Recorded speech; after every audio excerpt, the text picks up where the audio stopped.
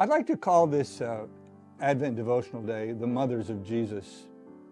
As you know, the Bible is often focused on the fathers of the faith.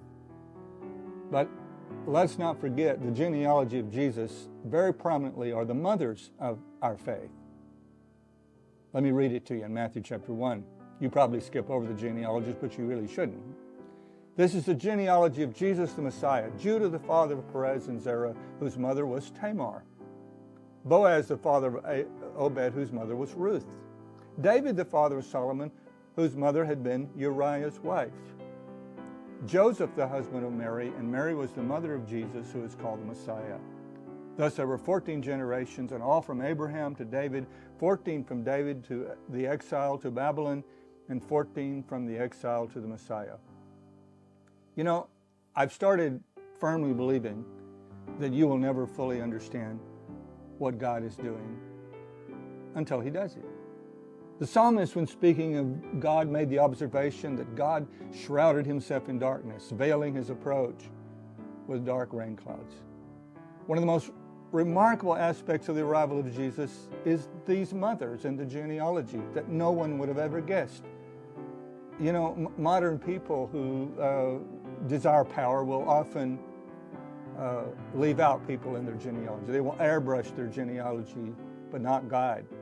Look for a moment at the women who are featured in the genealogy of Jesus, very proudly, I would say, by God in Matthew. Tamar. Tamar was the widow who disguised herself as a prostitute to ensure her rights were honored, to become the mother of Perez and Zerah, and that put her in the line of Judah, which Jesus came. Genesis 38. Rahab was a Canaanite prostitute in Jericho, and she showed her faith in God by hiding the spies before Israel invaded the land of Canaan.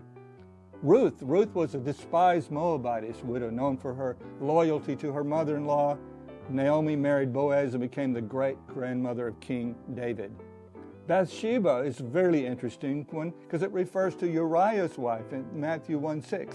Bathsheba, initially the wife of Uriah, became the mother of Solomon after an adulterous affair in subsequent marriage to King David, who had orchestrated her husband's death.